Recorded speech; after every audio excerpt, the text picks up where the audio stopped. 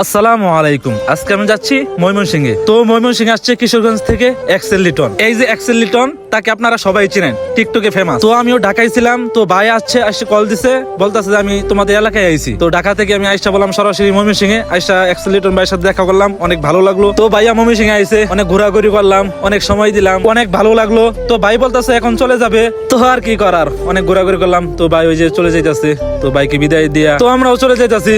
হঠাৎ বাইকে বিদায় দিয়া আমার অনেক খিদা লাগলো।